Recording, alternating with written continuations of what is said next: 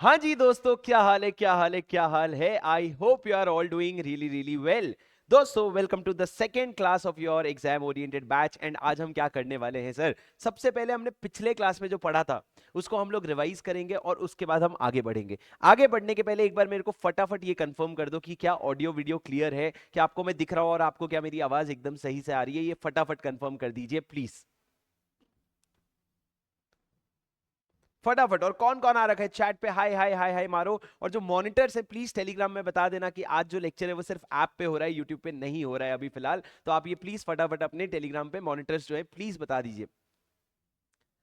All right, all clear, all perfect sir. शुरू करते हैं, ठीक है, वेरी गुड। मेरी बात सुनिए दोस्तों। सर आज हम लोग क्या करने वाले, सबसे पहले कल की क्लास का रिवीजन कर लेते हैं। कल की क्लास में अपन लोगों ने क्या क्या पढ़ा था। सबसे पहले मैंने आपको बताया था लॉ को अब आप अपना वीकनेस बोलना छोड़ देंगे, लॉ अब आपकी स्ट्रेंथ बनने वाली है। इसका मैं आपसे वादा करता हूं कि आप लोगों को लॉ से अब बहुत ज्यादा प्यार होने वाला है। दूसरी चीज सर, ये जो एग्जाम ओरिएंटेड बैच है उसके बारे में थोड़ा सा मैंने आपको बातें बताई थी। क्लास के लिए मैंने आपको बोला था आप लोगों ने एक स्क्रिबल नोट्स लेकर के आना है, जिसमें आप मेरे साथ साथ जो चीजें मैं लिख रहा हूं आप उसको अच्छे हैंडराइटिंग में, जितना आपसे हो सके उतने अच्छे हैंडराइटिंग में आप उसको स्क्रिबल करोगे मेरे साथ साथ। और साथ में आपको क्वेश्चन बैंक और समरी नोट जो है वो मैं मेरी तरफ से भिजवा दूंगा। अब दोस्तों उसके बाद मैं आगे बढ़ता हूं और मैंने शुरू किया था आपका corporate law and other law. Corporate law जो होता है वो अलग है, अदर लॉ अलग है। कॉर्पोरेट लॉ में दो आता है, एक होता है कंपनीज एक्ट और दूसरा होता है आपका एलएलपी एक्ट। एक होता है कंपनीज एक्ट, दूसरा होता है एलएलपी एक्ट। अदर लॉ में आप अगर देखेंगे तो तीन ही लॉ बचे हैं आपके, एक तो फॉरेन एक्सचेंज मैनेजमेंट एक्ट, दूसरा एक तो जनरल क्लॉज एक्ट, फेमा और इंटरप्रिटेशन ऑफ स्टैट्यूट्स। ये तीन ही बचे हैं।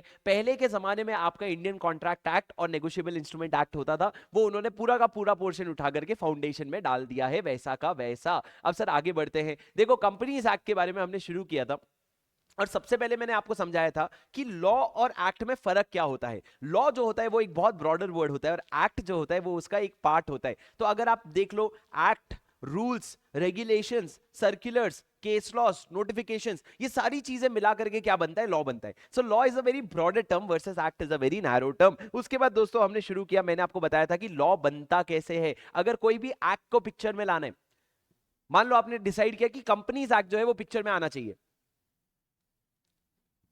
तो कैसे आएगा वो? तो सेंट्रल गवर्नमेंट के ना बहुत सारे डिपार्टमेंट होते हैं, वो कंसर्न डिपार्टमेंट को कॉल करके बोलेंगे कि राजा आप ना कंपनीज एक्ट बना दो। तो वो कंसर्न डिपार्टमेंट कौन हो गया हमारे केस में? Ministry of corporate affairs. Ministry of corporate affairs जो है वो एक कमिटी बैठाएंगे और वो कमिटी बैठा करके वो क्या बनवाएंगे? Bill, draft. जो आपका ड्राफ्ट प्रोविजंस बनेगा उसको हम कहते हैं बिल। अब बिल को बना करके कोई फायदा नहीं है जब तक आप उसकी लीगल सैंक्टिटी ना डिसाइड करो। बिल की कोई लीगल सैंक्टिटी नहीं होती। अब आप उसको क्या कराओगे? पार्लियामेंट में अप्रूव। पार्लियामेंट मतलब क्या हो गया सर? लोकसभा और राज्यसभा। लोकसभा और राज्यसभा के अप्रूवल के बाद पहले आप लोकसभा का करवा सकते हो, बाद में राज्यसभा, बाद पहले राज्यसभा बाद में लोकसभा, जैसी आपकी इच्छा वैसा करवाने के बाद आप इसको लेके जाओगे प्रेसिडेंट के एसेंट के लिए। और एक बार जब प्रेसिडेंट ने हाँ कह दिया तो वो एक्ट बन जाता है। पर सर एक्ट बन गया पर कमेंट्स नहीं हुआ है अभी तक। कमेंट्स नहीं हुआ है, शुरू नहीं हुआ है अभी तक। शुरू कब होगा? जब आप इस एक्ट को ऑफिशियल गैजेट में पब्लिश करोगे। कहां? ए जी ओ जी लो जी सुनो जी। कहां पब्लिश करोगे सर? आप इसको ऑफिशियल गैजेट में पब्लिश करोगे। ठीक है, चलो। सर ऐसा हो सकता है कि थोड़ा सा ऑडियो वीडियो सिंक में प्रॉब्लम आए, तो अगर ऐसा सिंक में प्रॉब्लम आएगा तो थोड़ा सा सह लेना। इसको सहने का तरीका बताता हूं। आप मेरे को देखने की जगह मेरी आवाज सुन के नीचे बुक में देख के पढ़ने लग जाना आगे चल के। अभी तो मेरी आंखों में देखा कर जब मैं बात करता हूं, मैं वो लौंडा हूं जो तेरे साथ पढ़ता हूं, ठीक है? अभी के लिए, अभी के लिए। लेकिन जब मैं आगे का कंटेंट पढ़ाना शुरू करूंगा, आप वैसे भी अपने नोट्स की तरफ देख के लिखोगे, तो आपका सिंक इशू जो है वो खत्म हो जाएगा, अगर किसी को आ रहा है तो। ठीक है, चलो सर मेरी बात सुनो। मैंने कहा कि आपको प्रेसिडेंट का एसेंट मिलता है, प्रेसिडेंट के एसेंट के बाद एक्ट बन जाता है, एक्ट को ऑफिशियल गैजेट में आपको पब्लिश करना पड़ता है। जैसे ही आपने पब्लिश कर दिया उस दिन से क्या हो जाता है? आपका एक्ट कमेंस हो जाता है। ये आपके प्रोविजन थे सर। उसके बाद मैंने आपको कंपनीज एक्ट के बारे में बताया कि कंपनीज एक्ट जो है इसमें कितने सेक्शंस होते हैं। इसमें टोटल 29 सेक्शंस हैं, इसमें 470 29 चैप्टर्स हैं, 470 सेक्शंस हैं। और आप अगर इसमें देखोगे तो 7 शेड्यूल भी है। क्या हमको शेड्यूल पढ़ने हैं सर? बिल्कुल भी नहीं पढ़ने हैं। फिर मैंने आपको बताया प्रियम्बल। प्रियम्बल क्या होता है? Preamble is basically an introduction to the act. उसमें क्या लिखा रहता है कि भैया कंपनीज एक्ट के प्रियम्बल में लिखा है an act to consolidate, an act to consolidate and amend laws relating to the companies। Company से रिलेटेड लॉ को कंसोलिडेट, कंपनी से रिलेटेड जितने भी लॉ है उनको इकट्ठा करना, कंसोलिडेट करना और उनको अमेंड करना, उसके लिए क्या बना है आपका, उसके लिए आपका कंपनीज एक्ट बना है। और आगे अगर आप देखोगे तो कंपनीज एक्ट का सेक्शन 1 से शुरू किया मैंने, जिसमें मैंने बोला सेक्शन 1 में क्या लिखा हुआ है। सेक्शन 1 है short title, extent, commencement, applicability, 4 चीजें। वहीं बैठे बैठे एक बार बोलो मेरे साथ, एक बार प्लीज बोलो, आपको ध्यान लगेगा क्लास में, जो रिकॉर्डेड देख रहे हैं वो भी एक बार बोलो जरा। पहली 4 चीजें हैं, short title, extent, commencement, applicability. Please राजा बोलो ना, पहला short title, extent, commencement, applicability. Short title क्या है sir? The companies act 2013। Extend क्या है? It extends to the whole of India.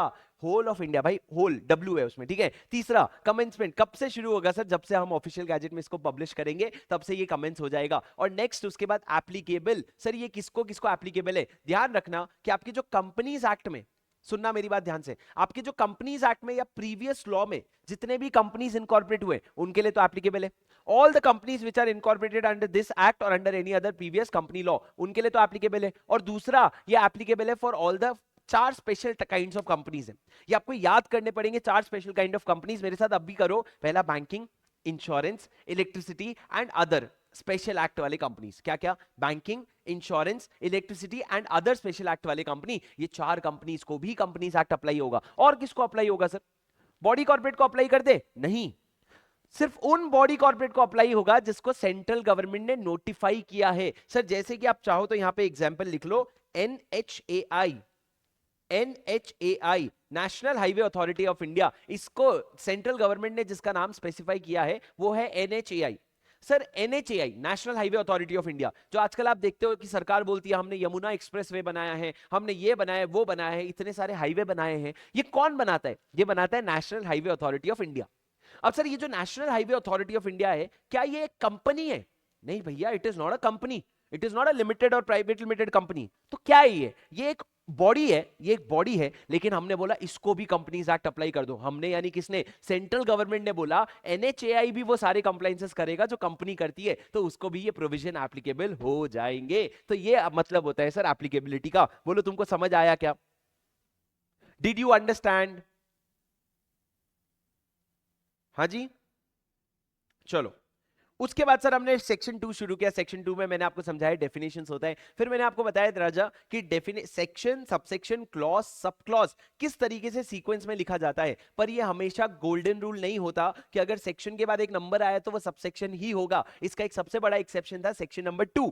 Section number 2 के अंदर जो पॉइंट्स हैं उसको आप सबसेक्शन नहीं, उसको आप क्लॉज कहते हो। क्यों? क्योंकि वहां पे एक लाइन लिखा हुआ है, in this act subject to as may be otherwise provided. हमने एक कॉमन लाइन डाला और उसके बाद बहुत सारे पॉइंट्स डाले, तो उस केस में क्या होता है, अगर आपने एक कॉमन लाइन डाला और फिर बहुत सारे पॉइंट्स डालते हो तो उसको हम क्लॉजेस कहते हैं। तो अगर किसी ने 2 और ब्रैकेट में क्या लिखा, अगर किसी ने 2 और ब्रैकेट में 20 लिखा तो उसको हम 2 सेक्शन 20 नहीं कहेंगे, 2 क्लॉज 20 कहेंगे। अब सर उसके बाद हमने डेफिनेशन शुरू किया। पहले हमने कंपनीज का डेफिनेशन समझा, पर मैंने आपको उसके भी पहले बताया डेफिनेशन 2 तरह के होते हैं। एक होता है आपका एग्जॉस्टिव, एक होता है इंक्लूसिव। एक होता है एग्जॉस्टिव, एक होता है इंक्लूसिव। एक होता है एग्जॉस्टिव, एक होता है इंक्लूसिव। एग्जॉस्टिव मतलब क्या? मतलब जितना लिखा है बस इतना ही, इसके अलावा और कोई नहीं आएगा। इंक्लूसिव मतलब क्या? इंक्लूसिव मतलब जितना मैंने लिखा है वो तो आएगा ही, इसके अलावा और भी चीजें आ सकती है। कंपनी का डेफिनेशन जो है वो एग्जॉस्टिव है। Company means a company which is incorporated under this act और अंडर एनी प्रीवियस लॉ, बस। उसके अलावा और कोई कंपनी नहीं होता। पर अगर आप बॉडी कॉर्पोरेट का डेफिनेशन देखेंगे तो body corporate includes a company incorporated outside India. मतलब बॉडी कॉर्पोरेट में और भी चीजें आती है, लेकिन उसके साथ साथ इंडिया के बाहर, इंडिया के बाहर जो इनकॉर्पोरेट हुआ है वो भी आता है। कहां पे? आपके बॉडी कॉर्पोरेट के डेफिनेशन में। तो body corporate includes a company incorporated outside India but does not include 2 things. पहला एक कोऑपरेटिव सोसाइटी, और दूसरा, सुनना मेरी बात, पहला कोऑपरेटिव सोसाइटी, दूसरा body corporate notified by CG. मतलब अगर सीजी ने उठ करके बोल दिया कि भैया बॉडी कॉर्पोरेट में वैसे तो टेस्ला आता है, पर मैं नोटिफिकेशन दे रहा हूं कि टेस्ला बॉडी कॉर्पोरेट नहीं है, अगर सीजी ने कह दिया नहीं है तो नहीं है। भाई ने बोला बापू दिखते हैं, मतलब दिखते हैं। ठीक है, समझे sir? Did you understand? Yes sir. ये 2 डेफिनेशन अपन ने पढ़ा। उसके बाद सर हमने प्राइवेट कंपनी और पब्लिक कंपनी का डेफिनेशन पढ़ा। प्राइवेट कंपनी का डेफिनेशन दिया हुआ था 2 क्लॉज 68 में। 2 क्लॉज 68 में डेफिनेशन इस तरीके से दिया हुआ था कि private company means a company which has such paid up share capital as may be prescribed। जैसा हम प्रिस्क्राइब करेंगे। प्रिस्क्राइब कौन करता है सर? सर जब भी आप एक्ट में लिखते हो प्रिस्क्राइब होगा, तो वो प्रिस्क्राइब करता है सेंट्रल गवर्नमेंट। कौन करता है राजा? सेंट्रल गवर्नमेंट प्रिस्क्राइब करता है। पर सेंट्रल गवर्नमेंट ने अभी तक इस सेक्शन में कोई लिमिट प्रिस्क्राइब नहीं करी है। And it by it's article, 3 condition लगाता है अपने आर्टिकल में, और तुमको ये चीज याद करनी पड़ेगी। सबसे पहला सर, सबसे पहला रेस्ट्रिक्ट्स ट्रांसफर ऑफ शेयर्स। आप क्या करते हो? आप कहते हो कि शेयर्स जो है आप ट्रांसफर नहीं कर सकते, अगर करना है तो कुछ रेस्ट्रिक्शन है। दूसरा, except in case of OPC limits the number of members to 200। मतलब क्या सर? आपका जो नंबर ऑफ मेंबर्स है ना उसको 200 तक रखता है, 200 के ऊपर जाने नहीं देता है। पर ये जो 200 वाला लिमिट है ना, ये ओपीसी में अप्लाई नहीं होता। क्यों सर? ओपीसी का मतलब होता है 1 पर्सन कंपनी। अरे वो कंपनी में हो ही एक मेंबर सकता है, तुम क्या 200 की लिमिट बता रहे हो उसको? तो तुम उसको 200 की लिमिट अगर बताओगे तो वो प्रॉब्लमैटिक हो जाएगा। इसलिए हमने बोला accept in case of 1 person company the maximum limit of number of person shall be 200। और तीसरा पॉइंट क्या था राजा, बताओ? बड़ा इंपॉर्टेंट तीसरा पॉइंट क्या था, बताओ सर? प्लीज बताओ, तुम भी पार्टिसिपेट करो। मेरा पेपर थोड़ी है भाई, मेरे को थोड़ी लिखना है सिर्फ, तुमको भी तो पढ़ना है। बताओ, प्लीज बताओ, प्लीज बताओ, प्लीज बताओ।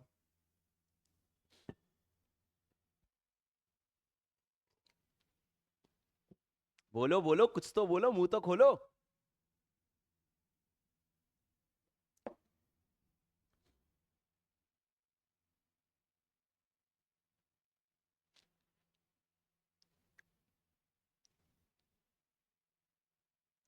करेक्ट।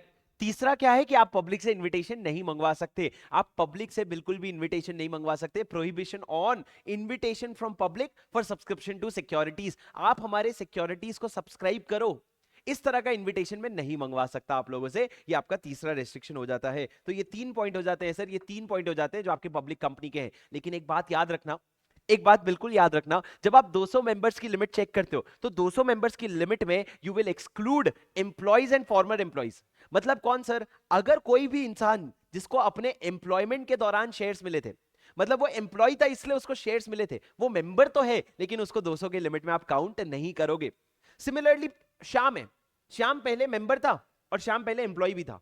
आज वो उसका एम्प्लॉयमेंट खत्म हो गया लेकिन वो हमारे कंपनी का शेयर बेचना ही नहीं चाह रहा है। He continues to hold the shares of our company. In such case, अगर वो हमारी कंपनी का शेयर्स होल्ड कर ही रहा है तो in that case what will happen? In that case he will still not be counted. क्यों? क्योंकि उसको शेयर्स एज एन एम्प्लॉय मिला था। आज वो एम्प्लॉय नहीं है, उससे फर्क नहीं पड़ता, इसलिए आप फॉर्मर एम्प्लॉय को भी काउंट नहीं करोगे। फॉर्मर एम्प्लॉय मतलब जो पहले एम्प्लॉय था, फॉर्मर एम्प्लॉय मतलब फॉर्मर मतलब पहले, जो पहले एम्प्लॉय था उसको काउंट नहीं करोगे। और सर उसके बाद मैंने बोला ज्वाइंट शेयर होल्डर, जैसे कि कहा मैंने, अगर मैं और निधि मिल करके कोई शेयर होल्ड करते हैं तो हम ज्वाइंट शेयर होल्डर कहलाएंगे, और ज्वाइंट शेयर होल्डर कहलाएंगे तो हमको एक काउंट किया जाएगा, 2 जिस्म 1 जान। ठीक है, समझे? चलो सर आगे बढ़ते हैं। बस इतना ही पढ़ा था हमने। उसके बाद मैंने प्राइवेट कंपनी का एग्जांपल दिया, फिर मैंने आपको पब्लिक कंपनी समझाया। पब्लिक कंपनी में मैंने आपको एक डीम्ड पब्लिक कंपनी का कॉन्सेप्ट समझाया। पब्लिक कंपनी और deemed public company. Public company क्या होता है? Any company other than private company is called as public company. लेकिन sir a company which is subsidiary of a private public company, a company which is subsidiary of a public company is also considered as a public company. आप अगर किसी public company के subsidiary हो तो भी आपको public company माना जाएगा, even if you continue to be private as per your articles. आप अगर अपना आर्टिकल ऑफ एसोसिएशन निकाल के देखोगे उसमें भले ही आप प्राइवेट कंपनी हो, वो कैसे पता चलेगा सर? तुमने वो 3 क्लॉज डाल रखे हैं कि भैया वो restriction, maximum number of shares और वो प्रोहिबिशन, ये तीनों आपने डाल रखा है। तो आप हो प्राइवेट कंपनी लेकिन कंप्लायंसेस के पॉइंट ऑफ व्यू से हम मानेंगे आपको पब्लिक कंपनी। क्यों सर? मैंने आपको इसका लॉजिक पिछले क्लास में समझाया था। मैंने आपको इसका लॉजिक समझाया था रिलायंस इंडस्ट्रीज लिमिटेड और रिलायंस जियो प्राइवेट लिमिटेड का एग्जांपल लेके। देखो राजा, रिलायंस इंडस्ट्री लिमिटेड का सब्सिडरी है रिलायंस जियो प्राइवेट लिमिटेड। अब अगर आप सब्सिडरी हो ना तो ये जो प्राइवेट लिमिटेड है ये दिल से प्राइवेट है पर माना इसको पब्लिक जाएगा। क्यों sir? Because it is a subsidiary of a public company and hence it is a deemed public company. Sir deemed मतलब क्या होता है? डीम्ड, डीम्ड मतलब मान लो, है नहीं फिर भी मान लो। डीम्ड मतलब है नहीं फिर भी मान लो। तो सर डीम्ड प्राइवेट कंपनी माना, डीम्ड पब्लिक कंपनी माना जाएगा और इसको पब्लिक कंपनी वाले सारे कंप्लायंसेस करने पड़ेंगे। भले राजा सुनो, भले तुम अपने नाम में प्राइवेट लिमिटेड रखो कोई प्रॉब्लम नहीं है, पर आपको पब्लिक कंपनी वाले कंप्लायंसेस करने पड़ेंगे। समझे क्या मेरी बात? क्या बोलते हो, समझे क्या? बस इतना ही पढ़ा था अपन ने, समझे? आगे बढ़े सर। क्या आपको मेरी आवाज क्लियर आ रही है? फटाफट बताओ तो आगे बढ़ते हैं। चलो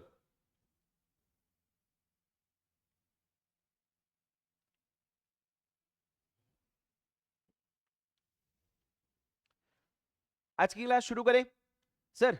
आज की क्लास शुरू करें। देखो हर दिन क्लास का 15 मिनट जो है वो रिवीजन में जाने वाला है। आगे चल के ये होगा जब हमारे कॉन्सेप्ट्स हैवी होने लग जाएंगे तो मैं 10 बजे की जगह 9:45 को क्लासेस शुरू करूंगा और 9:45 से 10 रिवीजन करूंगा और 10 से 12:15 बजे तक जो है आपकी क्लासेस चलेगी। अब राजा आप ये बोलोगे कि सर 15 मिनट पहले क्यों? अगर आपने वो रिवीजन नहीं देखना है कोई बात नहीं, आप खुद से घर में रिवाइज करके आ सकते हो, जो वैसे भी आपका काम है, जो वैसे भी आपने करना चाहिए। तो अभी नहीं, आगे चल के, काफी आगे चल के, वो एकदम मतलब बहुत 5-6 दिन बाद 5-6 दिन के बाद हम लोग क्या करेंगे, हम लोग आपका रिवीजन जो है वो हम क्लास में शुरू करेंगे 9:45 से, ताकि मैं आपको आराम से पेशेंटली जो है पूरा का पूरा रिवाइज करवा सकूं। और आप टेंशन मत लो, जब मैं सुबह रिवाइज करवाऊंगा ना, मैं तभी करवाऊंगा अगर एक दिन पहले मैंने आपको रिवीजन ऑडियो दे दिया।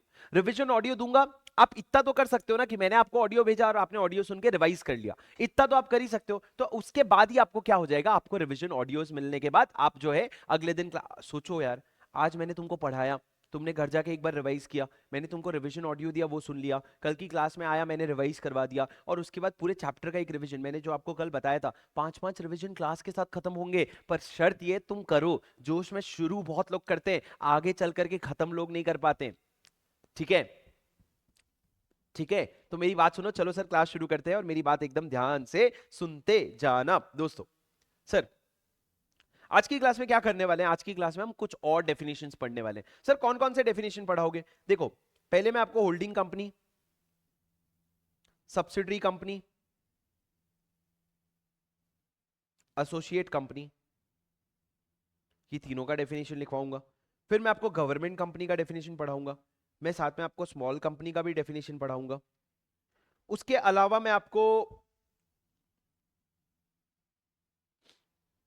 चलो पहले इतना तो करते, ठीक है, पहले इतना करते फिर उसके बाद मैं आपको समझा दूंगा कुछ नेटवर्थ वगैरह के डेफिनेशन है। देखो राजा, डेफिनेशंस का गेम क्या है ना, एक मैं आपको इसके बाद एक लिस्टेड कंपनी का भी डेफिनेशन पढ़ाऊंगा, वो बहुत इंपॉर्टेंट है। ये 6 डेफिनेशन अगले आपके बहुत इंपॉर्टेंट है। डेफिनेशंस का सीन क्या है समझना, डेफिनेशंस आप अभी पढ़ो, सिर्फ डेफिनेशन डेफिनेशन पढ़ो, ठीक है, पर आप आगे चल करके ना, जैसे मान लो आपका एक सेक्शन 71 आएगा, सेक्शन 71 में आप पढ़ते हो डिबेंचर, कि डिबेंचर क्या होता है। अब राजा जब आप डिबेंचर क्या होता है पढ़ रहे हो ना, तब आप डिबेंचर का डेफिनेशन वैसे भी पढ़ोगे। तो अभी स्टैंड अलोन बेसिस पे डिबेंचर का डेफिनेशन पढ़ना would be nonsense. Rather what we will do, जब हम सेक्शन 71 पढ़ रहे हैं, हम डिबेंचर का डेफिनेशन पढ़ लिया, जब हम सेक्शन 73 पढ़ ले तब हम डिपॉजिट का डेफिनेशन पढ़ लिया। तो उससे क्या होगा, आपको ज्यादा रिलेटिव होल्ड भी आएगा और आपको चीजें याद भी हो जाएगी, बहुत ज्यादा बल्कि भी नहीं लगेगा। अब पर फिलहाल सर एक बार सब्सिडरी कंपनी का डेफिनेशन देख लेते हैं। मेरे को बताओ what is the definition of subsidiary company? क्या तुम अपने आप से तुक्का मार सकते हो? एक तुक्का मारो ना, सब्सिडरी कंपनी का क्या डेफिनेशन होता है? What do you mean by ये सब्सिडरी कंपनी?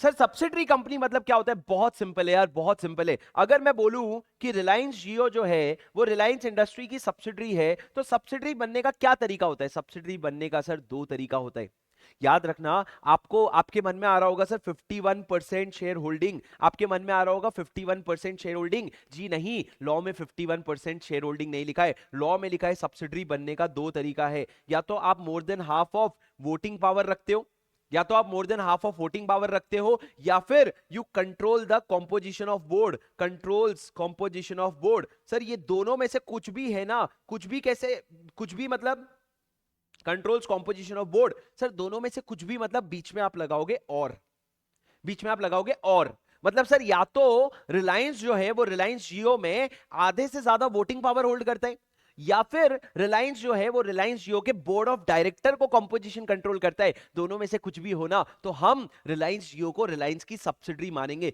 सर ध्यान से सुनना, कौन किसको सब्सिडरी बनाने की कोशिश कर रहा है? ये कंपनी अपने इस रिलायंस जियो को सब्सिडरी बनाने की कोशिश कर रही है। आपने अकाउंट्स पढ़ा होगा अभी तक, आप अगर ईओ बैच देख रहे हो मतलब आपने अकाउंट्स पढ़ा होगा अभी तक राजा।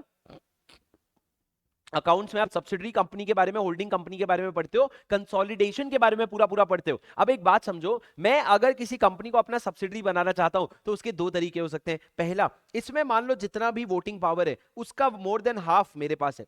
सर मोर देन हाफ मतलब क्या? अगर मेरे पास 50% से ज्यादा वोटिंग पावर होना चाहिए। वोटिंग पावर, मैंने क्या शब्द बोला? Voting power. एक बार तुम भी जोर से बोलो, क्या? Voting power.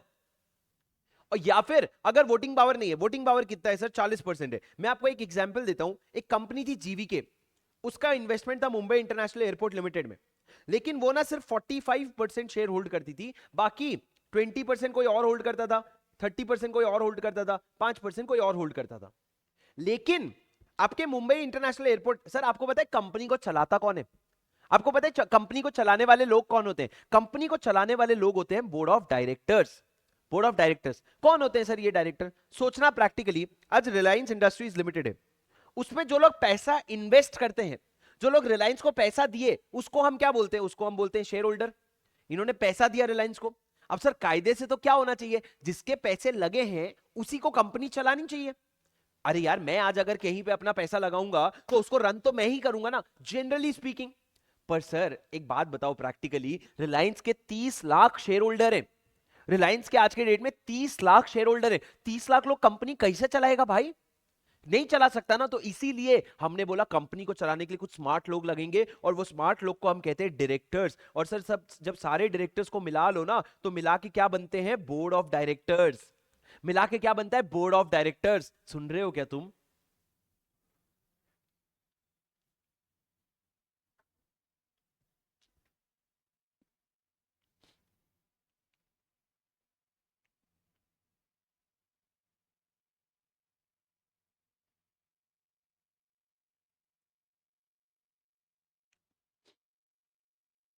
तो डायरेक्टर की जरूरत क्यों है समझे आप? डायरेक्टर इसलिए है कि भैया डायरेक्टर अब क्या करेगा? कंपनी को चलाएगा। तो डायरेक्टर को मिला करके हम क्या बोलते हैं? Board of director. डायरेक्टर को मिला करके क्या बोलते हैं? Board of director. ये मिल करके क्या बनता है? बोर्ड ऑफ डायरेक्टर बनता है। तो इस तरीके से क्या होता है सर, ये आपकी कंपनी चलती है। पैसे लगाने वाले को शेयर होल्डर को कहते हैं, और डायरेक्टर को क्या कहते हैं?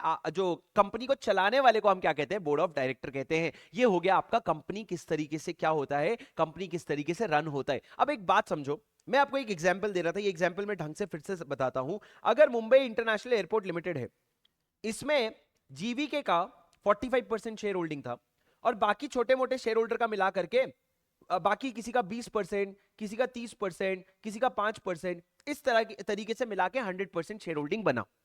अब एक बात बताओ, सिर्फ शेयर होल्डिंग के दम पे अगर मैं पूछूं, तो क्या जीवीके की सब्सिडरी है Mumbai international airport limited?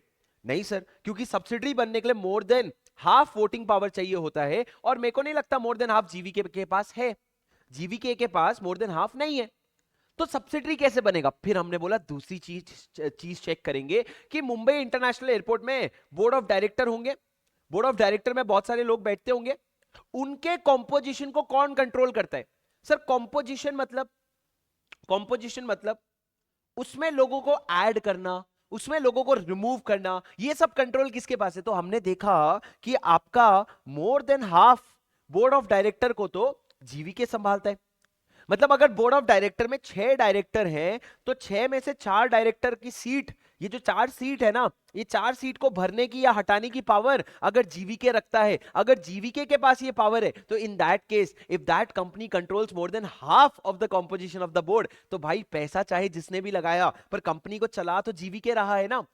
Mumbai international airport limited को चला तो जीवीके रहा है ना। तो उस केस में हमने बोला कि भैया ये सब्सिडरी होल्डिंग सब्सिडरी का रिलेशन एस्टैब्लिश हो जाएगा, होल्डिंग सब्सिडरी का रिलेशन एस्टैब्लिश हो जाएगा। तो या तो आप मोर than half of voting power hold करते हो। देखो सर, आप कैसे सब्सिडरी बनते हो? अगर किसी कंपनी को सब्सिडरी बनाना है, तो आप या तो उसमें मोर than half of voting power hold करते हो, या फिर आप कंट्रोल करते हो composition of the board of director, या तो आप कंट्रोल करते हो composition of the board of director. दोनों में से कुछ एक, दोनों में से कुछ भी एक है ना, तो आप क्या बन जाओगे? सब्सिडरी कंपनी बन जाओगे। क्या आपको मेरी बात सुनाई दे रही है?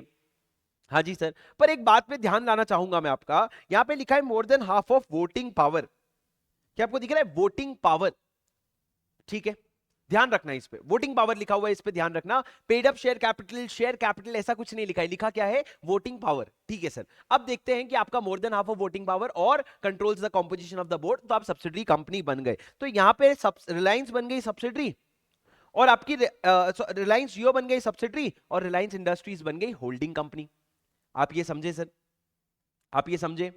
ठीक है, ये हो गया सर आपकी सब्सिडरी कंपनी का प्रोविजन का शुरुआत। तो इस तरीके से आप सब्सिडरी कंपनी बनते हो। आप समझ गए controls the composition of the board का क्या मतलब है। Controls the composition of the board मतलब मोर देन हाफ को अपॉइंट करने का पावर रखते हैं। कितने को? मोर than half of board of director को अपॉइंट या रिमूव करने का पावर रखते हैं। तो आ जाओ सर एक बार समरी नोट्स में अपने, आ जाओ सर समरी नोट्स में। सर सब्सिडरी कंपनी का डेफिनेशन जो है वो दिया हुआ है 2 क्लॉज 87। अगर आप देखोगे तो 2 क्लॉज 87, और जैसा मैंने आपको कहा था आपकी जो बुक आएगी उसके बाजू में देखो यहां पे लिखा हुआ है 1, मतलब ये सब्सिडरी कंपनी का डेफिनेशन का यूज आपको क्वेश्चन नंबर 1 में आएगा पूरा पूरा, तो इसलिए यहां पे बाजू में 1 लिखा हुआ है। अच्छा सुनो, ये मैंने पहली बार खुद से मार्किंग करी है, 350 क्वेश्चन की एक एक करके मैंने मार्किंग करी है। अगर आपको कोई ऐसा और रेफरेंस मिलेगा कि सर ये वाली जो चीज है ना, यहाँ पे आपने क्वेश्चन 1 लिखी है पर इसके साथ साथ क्वेश्चन 3 में भी ये डेफिनेशन का रेफरेंस है, अगर इस तरह की चीजें मान लो आपको खुद से मिलेगी तो आप एक तो अपने नोट्स में कर लेना, दूसरा आपको ना ग्रुप में जो भी टेलीग्राम ग्रुप वगैरह में हो आप, ये मैं लाइव वाले बच्चों को बोल रहा हूँ, रिकॉर्डेड वालों के लिए रेलेवेंट नहीं है।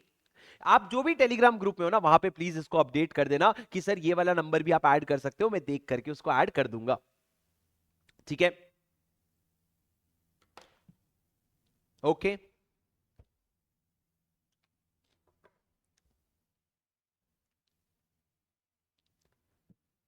अब सुनो सर मेरी बात, आगे सब्सिडरी कंपनी का डेफिनेशन पढ़ते हैं। सब्सिडरी कंपनी का मतलब लिखा है in relation to any other company, किसी और कंपनी के नजर से देखो तो it means a company in which the holding company, जो होल्डिंग कंपनी है Reliance industry, it controls the composition of the board, या तो बोर्ड ऑफ डायरेक्टर की कंपोजिशन को कंट्रोल करता है, और exercises more than half of voting power. Sir मेरा सवाल एक आया, यहां पे जो आपने हाफ लिखा है, क्या मैं इसको 50% लिख सकता हूं?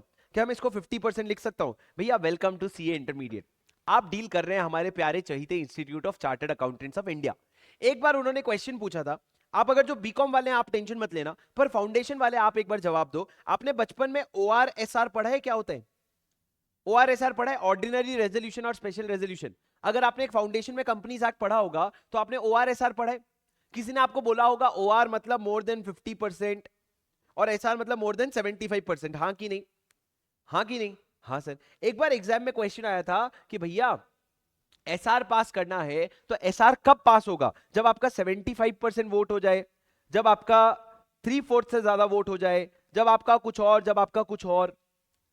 अब देखो तुम ये कितने शाणे हैं, इन्होंने 75% और 3/4 दोनों का ऑप्शन दिया। अरे क्या फर्क पड़ता भाई, है तो दोनों 75% ना, ये क्या फर्क पड़ता? ये क्या टेस्ट है भाई मेरे लॉजिक का, मेरे प्रैक्टिकल नॉलेज का क्या टेस्ट है ये? पर ये इंस्टीट्यूट करता है। तो भैया जब मोर देन हाफ लिखा है ना तो मोर देन हाफ याद करने की कोशिश करेंगे। अब फिर उसके बाद क्या है सर? उसके बाद एग्जाम हॉल में जाएंगे, अगर एग्जाम हॉल में मोर देन हाफ याद आ गया तो वेरी गुड, नहीं आया तो 50% लिख के आएंगे ना। अब याद ही नहीं आया तो क्या करेंगे? याद ही नहीं आया तो क्या करेंगे? मोर देन 50% लिख के आएंगे। पर जब तक याद नहीं आ जाता तब तक क्या लिख लेते हैं? मोर देन हाफ लिख लेते हैं। क्या तुमको मेरी बात समझ में आया? Yes sir. तो ये क्या हो गया, या तो आपके पास आपका, आप किस तरीके से सब्सिडरी बना रहे हो, या तो आप बोर्ड ऑफ डायरेक्टर के कंट्रोल कंपोजिशन को कंट्रोल करते हो, या फिर आप मोर than half of voting power exercise करते हो, and either on its own और टुगेदर विथ वन और more of its subsidiary company, या तो खुद से या अपने एक या एक से ज्यादा सब्सिडरी कंपनी से होल्ड करते हो। सर इसका मतलब समझाऊंगा, ध्यान से सुनना राजा, प्लीज ध्यान से सुनना मेरी बात एक बार पहले ना। देखो भैया एक एक बार सारी चीजें करेंगे, सब समझाऊंगा, पर तुमको सुनने के लिए ना मेरे साथ साथ पढ़ना पड़ेगा। यहां पे क्या लाइन लिखा है पढ़ो। इधर आप सब्सिडरी कैसे बन रहे हो? सब्सिडरी बन रहे हो या तो बोर्ड ऑफ डायरेक्टर को कंपोजिशन कंट्रोल करके या आधे से ज्यादा वोटिंग पावर एक्सरसाइज करके। अब यहां पे आगे लिखा है इधर एट इट्स ओन टुगेदर और विथ वन और मोर सब्सिडरी कंपनी, या तो खुद से या एक से ज्यादा सब्सिडरी कंपनी से। इसका मतलब समझना सर, आज अगर मैं बोलूं कि रिलायंस इंडस्ट्रीज है, उसमें उसने रिलायंस जियो में 70% वोटिंग पावर होल्ड किया, क्या क्या होल्डिंग सब्सिडरी का रिलेशन एस्टैब्लिश हुआ? क्या होल्डिंग सब्सिडरी का रिलेशन एस्टैब्लिश हुआ? ठीक है सर, आपका जवाब होगा यस ऑफ कोर्स, क्योंकि सर मोर देन हाफ है तो 70% is more than half, very good. पर सर एक बात समझो, आज रिलायंस इंडस्ट्री है और ये रिलायंस जियो है। रिलायंस इंडस्ट्री रिलायंस जियो में 70% होल्ड, 100% होल्ड करते हैं, मान लो कितना? 100%, पूरा का पूरा होल्ड करता है। सर जब आप 100% होल्ड करो तो क्या होती है? जब आप 100% होल्ड करो तो इसको बोलते हैं होली ओन्ड सब्सिडरी। मतलब रिलायंस जियो क्या हो गई, रिलायंस इंडस्ट्री की होली ओन सब्सिडरी। मतलब होली ओन सब्सिडरी मतलब क्या, पूरा पूरा होल्डिंग है, तो होली ओन सब्सिडरी बन गई। राजा पर मेरी बात सुनना, पर मेरी बात सुनना सर, अगर आगे मैं आपको एक एग्जांपल दूं कि रिलायंस इंडस्ट्री ने इन्वेस्ट किया एक कंपनी में जिसका नाम है टाटा रॉकेट। टाटा रॉकेट में इन्वेस्ट किया कितना परसेंट सर, उसने इन्वेस्ट किया 40%।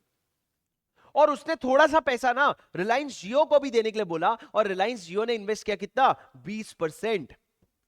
मेरा आपसे एक सवाल है, क्या टाटा रॉकेट, क्या टाटा रॉकेट रिलायंस इंडस्ट्री की सब्सिडरी है?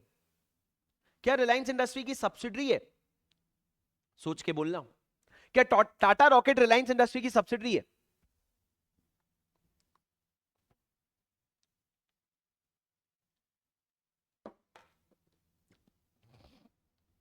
Sir the answer is yes. Why yes? Because boss 40% तुम डायरेक्टली तो होल्ड करते हो, पर भाई एक बात तो समझ, रिलायंस इंडस्ट्री इनडायरेक्टली भी तो होल्ड करता है ना। कैसे भैया, रिलायंस जियो को चलाने वाला कौन है, रिलायंस इंडस्ट्री।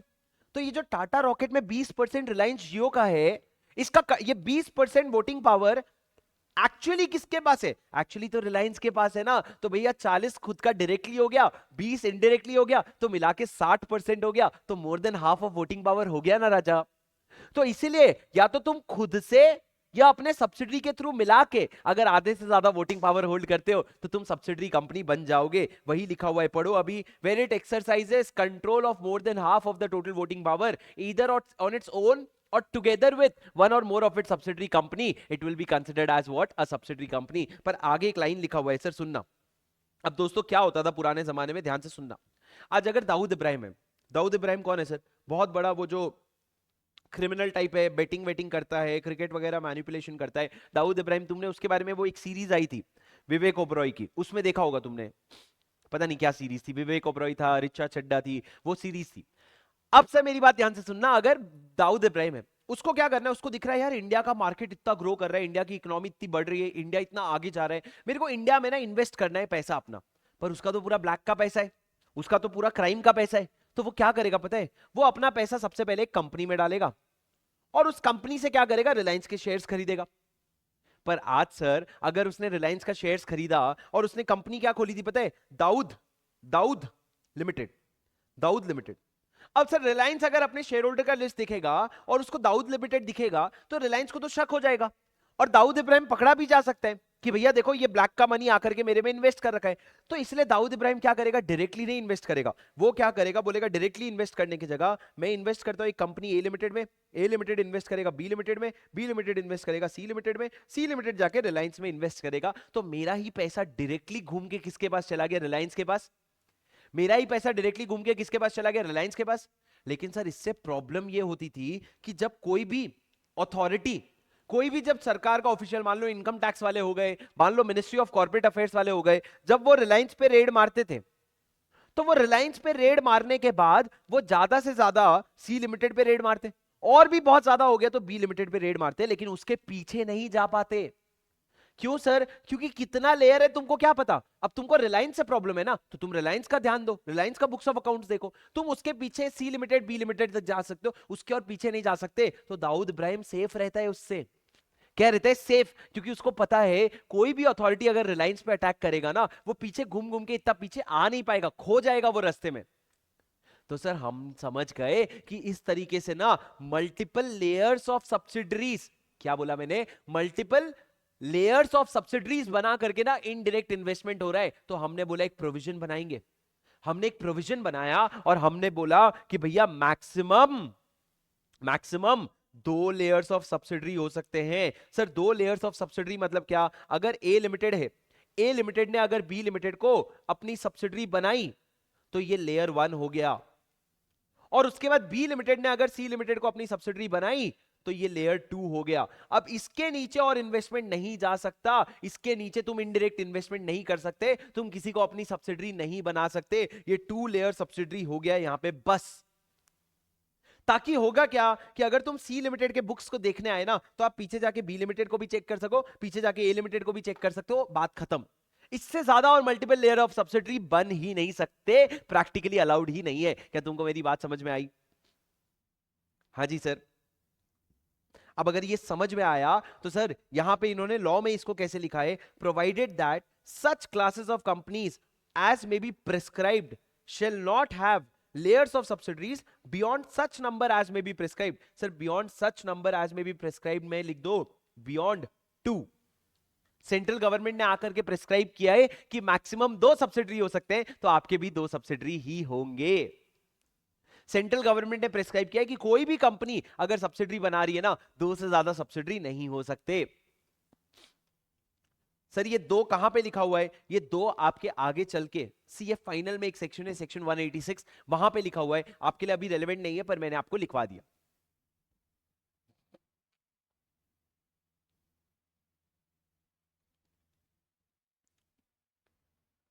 ठीक है, स्पैम मत करो साक्षी, सिंक करो. Don't spam, only sync. ठीक है, सुनो सर, आगे बढ़ते, ध्यान से देखो. सर पहला वाला लाइन पढ़ो एक्सप्लेनेशन का.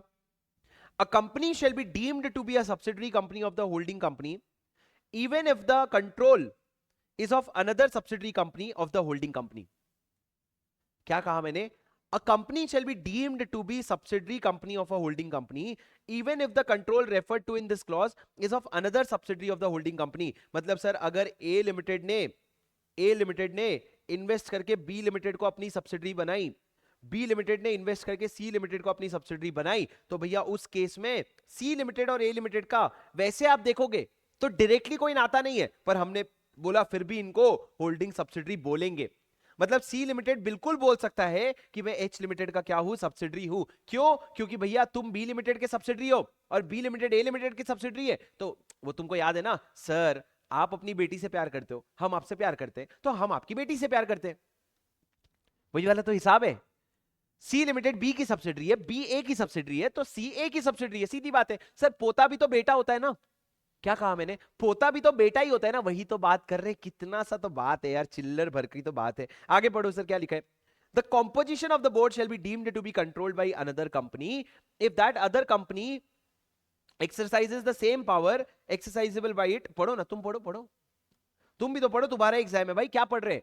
सर कंपोजिशन को कंट्रोल करने का मतलब क्या होता है, जो आपने पढ़ा, 2 तरीके से सब्सिडरी बनते हो. पहला वोटिंग पावर से, दूसरा कंपोजिशन को कंट्रोल करके. कंपोजिशन को कंट्रोल करने का मतलब होता है आपके पास अपॉइंट और रिमूव करने का पावर है सारे या मेजॉरिटी डायरेक्टर्स को, या तो you have the power to appoint all or majority of the directors. अगर वो पावर है आपके पास, इसलिए मैंने कहा बोर्ड में अगर 6 लोग हैं तो 6 में से मेजॉरिटी यानी कि 4 डायरेक्टर तो कम से कम आप अपॉइंट या रिमूव करते हो, तब जाके कंट्रोल्स द कॉम्पोजिशन माना जाएगा. ठीक है, बाकी ये 2 पॉइंट आप छोड़ सकते हो. और एक लास्ट लाइन पढ़ के छोड़ देना, समझाऊंगा मैं जब, इसके बाद एसोसिएट कंपनी समझाऊंगा, पर अभी लास्ट लाइन एक बार बस पढ़ के छोड़ दो. क्या लिखा हुआ है, shares held by a company और power exercisable by it by another company in the fiduciary capacity shall not be counted for the purpose of determining holding subsidiary relationship. क्या कहा मैंने, shares held, एक बार पढ़ लो, shares held by a company or power exercisable by another company in a fiduciary capacity shall not be counted for the purpose of determining holding subsidiary relationship. ऐसा कुछ तो भी लिखा हुआ है. सर मेरे को एक सवाल पूछूंगा, जवाब दोगे? लगा लो 100 रुपए की शर्त, गलत जवाब दोगे.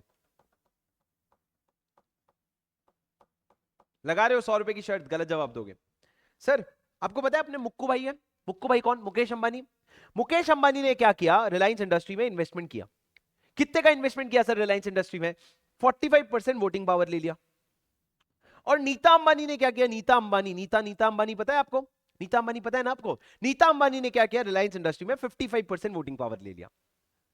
अब मेरे को बताओ, क्या रिलायंस इंडस्ट्री लिमिटेड और नीता अंबानी के बीच में सब्सिडरी का रिलेशन एस्टैब्लिश हो गया? बोलो, क्या नीता अंबानी के बीच में और रिलायंस के बीच में होल्डिंग सब्सिडरी का रिलेशन एस्टैब्लिश हो गया? बताओ. अरे बोलो बोलो, कुछ तो बोलो, मुंह तो खोलो. Sir the answer is no. क्यों? क्योंकि भैया सुनो मेरी बात ध्यान से, आपका होल्डिंग और सब्सिडरी का रिलेशन एस्टैब्लिश होने के लिए आपको होल्डिंग कंपनी होना पड़ता है. अरे सब्सिडरी कंपनी बनेगी किसकी, इंडिविजुअल की सब्सिडरी कंपनी नहीं होती, सब्सिडरी कंपनी हमेशा होल्डिंग कंपनी की होती है। जब होल्डिंग 55 जो मोर than half of voting power है वो किसी कंपनी के पास ही नहीं है, तो तुम कैसे सब्सिडरी कंपनी बनोगे रे? हाँ, तुम क्या बनोगे? तुम होल्डिंग कंपनी सब्सिडरी कंपनी बन ही नहीं सकते। तो यहाँ पे Nita Ambani majority shareholder है, पर यहाँ पे होल्डिंग सब्सिडरी का कोई रिलेशन नहीं आता। इसलिए सर यहाँ पे पहला लाइन क्या लिखा है? जब आप कोई सब्सिडरी कंपनी की बात कर रहे हो ना, it is always in relation to another company. किसी और कंपनी के रिलेशन में बात कर रहे हो, किसी और इंडिविजुअल के रिलेशन में बात नहीं कर रहे हो। क्या आपको मेरी बात समझ में आई? अरे बोलो यस और नो। यस सर, ये पूरा का पूरा आपकी सब्सिडरी कंपनी का डेफिनेशन था। इसके बाद मैं आपको एक बार होल्डिंग कंपनी का भी और एसोसिएट कंपनी का भी समझाता हूं, फिर मैं आपको तीनों एक साथ पढ़ने का समय दूंगा। अब प्लीज मेरी बात एक बार ध्यान से सुनना, ठीक है? सर सब्सिडरी कंपनी तो समझ आ गया, अब ये बताओ एसोसिएट कंपनी क्या होता है? What is the meaning of associate company? Sir मैं किसी का कैसे बन सकता हूं एसोसिएट? तो भैया एसोसिएट कंपनी का मतलब क्या होता है? अगर एक कंपनी है एच लिमिटेड, ए लिमिटेड, नहीं एक्स लिमिटेड, अगर उसने किसी कंपनी में, मान लो ए लिमिटेड में, उसने क्या कर रखा है, मेरी बात ध्यान से सुनना, अगर उसका सिग्निफिकेंट इन्फ्लुएंस है, क्या है? सिग्निफिकेंट इन्फ्लुएंस है, या फिर वो पार्टिसिपेट करता है डिसीजंस में, तो फिर सर उसको हम क्या बोल देंगे? उसको हम बोल देंगे एसोसिएट कंपनी। क्या मतलब सर? मैं आपको एक एग्जांपल देता हूं प्रैक्टिकल। आपको पता है टाटा स्काई का नाम क्या हो गया? टाटा स्काई का नाम क्या हो गया? टाटा प्ले हो गया अभी। टाटा स्काई जो पहले आता था, अभी वो टाटा प्ले लिमिटेड है।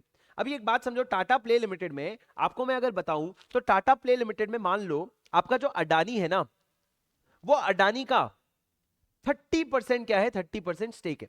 कितना है? 30% वोटिंग पावर है। अब मेरे को एक बात बताओ राजा।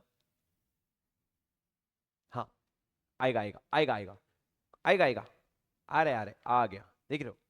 सर अडानी का क्या है? 30% वोटिंग पावर है। अब मेरे को एक बात बताओ, 30% वोटिंग पावर होने से क्या होगा? सर 30% वोटिंग पावर होने से देखो, तुम सब्सिडरी तो नहीं बनते अडानी के। क्यों? क्योंकि सब्सिडरी बनने के लिए तो मोर देन हाफ लगता है। पर यहां पे कोई सिग्निफिकेंट इंफ्लुएंस तो है भाई। 30% कम होता है क्या? 30% मतलब कहीं ना कहीं आप 4-5 हजार करोड़ की बात कर रहे हो। 30% कम होता है क्या? तो हमने बोला भैया देखो, यहां पे अडानी जो है ना, वो टाटा प्ले में सिग्निफिकेंट इंफ्लुएंस रखता है। सर क्या सिग्निफिकेंट इंफ्लुएंस डिफाइंड है? हाँ जी हाँ, बिल्कुल। सिग्निफिकेंट इंफ्लुएंस का मतलब होता है एटलीस्ट 20% ऑफ वोटिंग पावर।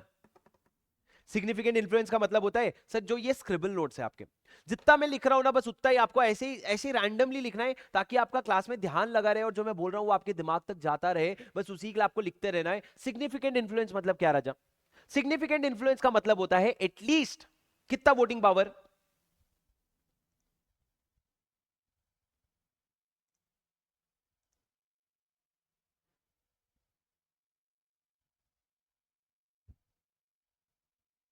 हाँ सर, सिग्निफिकेंट इन्फ्लुएंस का मतलब होता है एटलीस्ट कितना वोटिंग पावर? एटलीस्ट आपका 20% ऑफ द वोटिंग पावर। अगर इतना 20% वोटिंग पावर अगर कम से कम रहेगा, तो आप क्या बन जाओगे? एसोसिएट कंपनी बन जाओगे। तो सर यहाँ पे या तो आप एसोसिएट कंपनी बन गए, या फिर सर आपके पास पार्टिसिपेट करते हो आप डिसीजन मेकिंग में। मतलब क्या सर? अडानी और टाटा प्ले के बीच में एक अग्रीमेंट हुआ है। उस अग्रीमेंट में यह लिखा हुआ है कि हम कोई भी मेजर डिसीजन लेंगे ना, तो उसमें हमको अडानी का भी अप्रूवल लगेगा। फिर बाद में मान लो अडानी, मान लो 30% नहीं, 15% वोटिंग पावर होल्ड करता है, ज्यादा नहीं, सिर्फ 15%। लेकिन अग्रीमेंट यह हुआ है कि जब तक अडानी का अप्रूवल नहीं मिलेगा तब तक डिसीजन नहीं होगा। अगर इस तरह का अग्रीमेंट हुआ है ना, तो उस केस में राजा, उस केस में ये जो प्रोविजन है, उस केस में ये जो प्रोविजन है वो ट्रिगर हो जाएगा, और आप एक्स लिमिटेड जो है वो सब्सिडरी एसोसिएट बना लेगी। किसको? ए लिमिटेड को। सर कौन एसोसिएट? ये एसोसिएट। और इसको क्या कहेंगे सर? होल्डिंग कंपनी नहीं कहेंगे, क्योंकि जब आप किसी को होल्डिंग कहते हो तो नीचे वाला सब्सिडरी होता है। यहां पे ये एसोसिएट है ना, तो आप बस ये बोलोगे कि एक्स लिमिटेड एक कंपनी है जिसका ए लिमिटेड एसोसिएट है। एक्स लिमिटेड एक कंपनी है जिसका ए लिमिटेड एसोसिएट है। तो मैं अगर दोस्तों इधर देखो स्क्रीन पे एक चार्ट बना रहा हूं, एक टाइमलाइन बना रहा हूं मैं। अगर मैं बात करूं वोटिंग पावर की, तो अगर आपके पास 0% से लेकर के 20% तक है, तो कोई बड़ी बात नहीं है। There is no relation as such, it is just normal investment. लेकिन अगर 20% से लेकर के 50% तक है, तो आपका रिलेशन बन जाता है एसोसिएट कंपनी का। 50% से 100% तक है, तो आपका रिलेशन बन जाता है सब्सिडरी कंपनी का। और अगर पूरा 100% है तो आपका रिलेशन बन जाता है होली ओन्ड सब्सिडरी का, होली ओन्ड सब्सिडरी कंपनी का, जिसको हम ब्रैकेट में बोलते हैं WOS, होली ओन्ड सब्सिडरी। ये आप रिलेशन है, सिंपल सी बात है। और जब हम ये बोल रहे हैं, ये पूरा टेबल वोटिंग पावर का परसेंटेज है।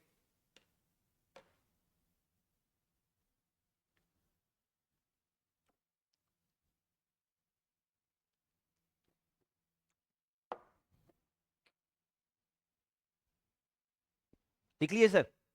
ज्यादा समय नहीं दे पाऊंगा आगे चल के लिखने का, मेरे साथ साथ ही लिखो इसको। जैसे मैं बना रहा था वैसे ही आपको साथ साथ बनाते चलना पड़ेगा। भैया मेरे पास ना पेन ना ऐसे डबल टैप करने पे स्विच हो जाता है, पर तुम सोच समझ के अपना पेन स्विच करना, ठीक है?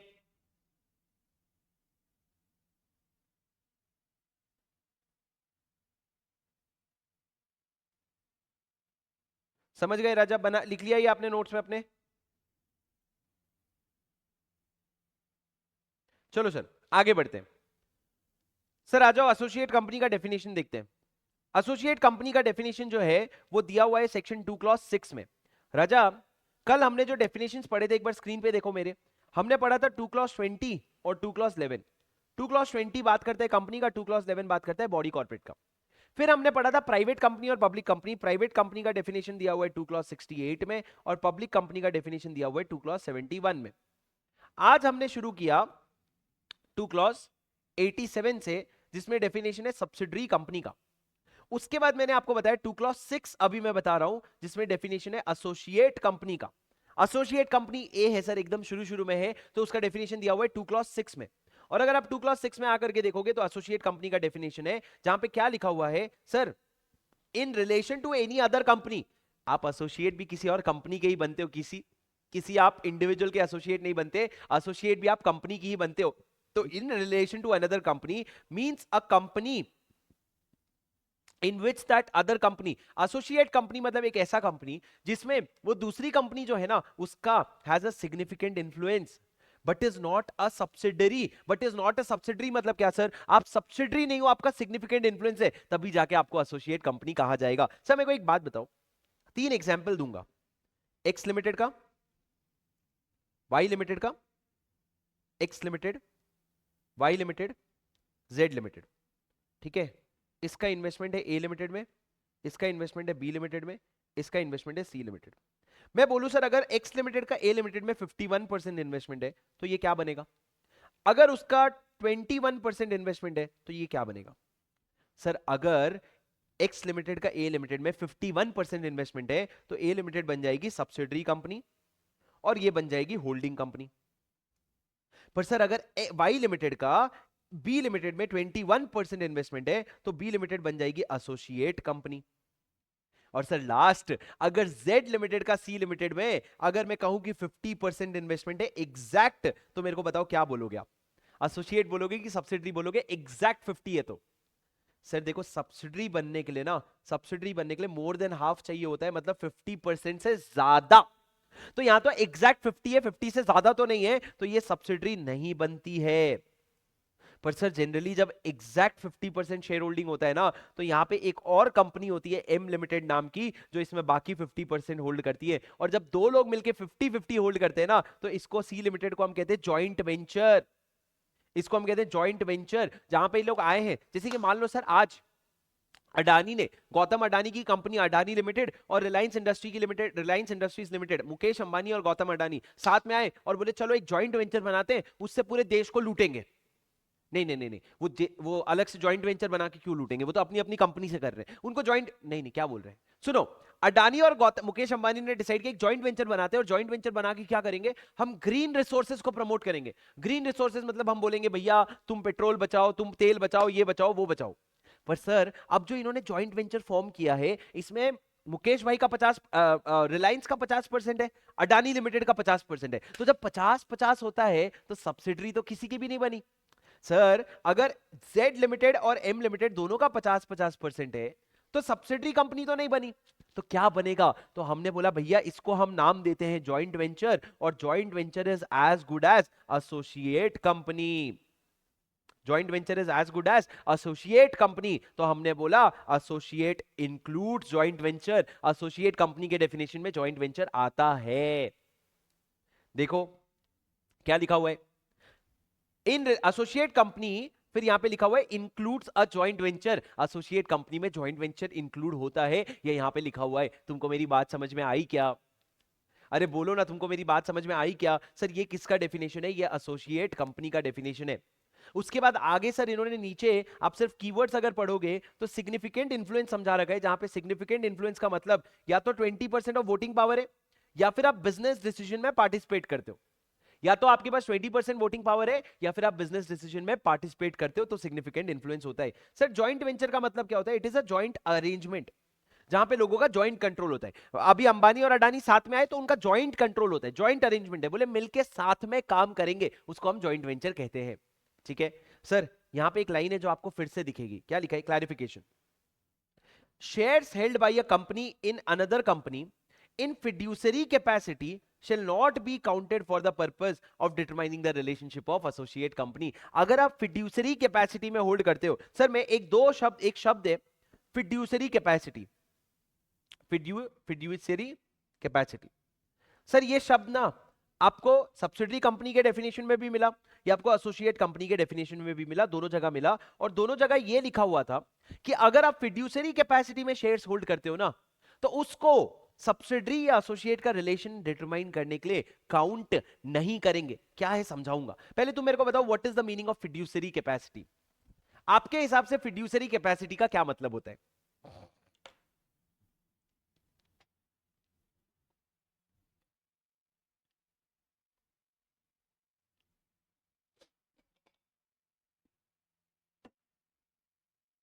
सर ये 20% वोटिंग पावर का परसेंटेज है। हाँ जी हाँ, देखो बिल्कुल ये 20% टोटल वोटिंग पावर का परसेंटेज है। ठीक है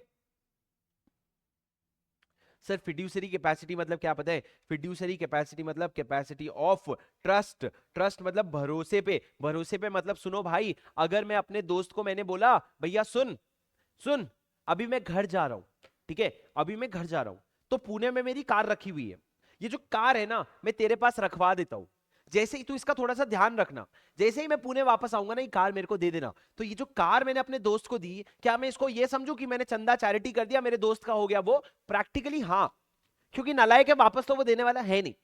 पर दोस्त अगर मैंने ये बोला कि भैया मैं आऊंगा मेरे को वापस कर देना, तो नॉर्मल सेंस में this is a relation of, this is a fiduciary relationship, जहां पे वो मेरी कार को मेरे भरोसे पे होल्ड कर रहा है। मतलब क्या, उसको कार का ध्यान रखना पड़ेगा। पर क्या कार उसकी है? नहीं। सर क्या वो कार का ओनर है? नहीं।